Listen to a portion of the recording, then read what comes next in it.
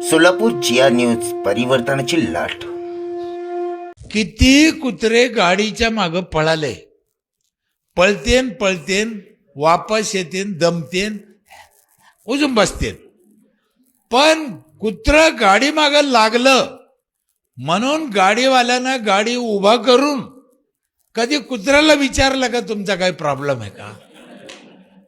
त्यांना विचारायचं.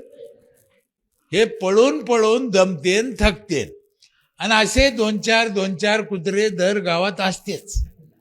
त्यांच्याकडे लक्ष द्यायचं नाही. काय करता ते? चांगल्या गाडीच्या मागे लागते ते. बरं, उगच लागते.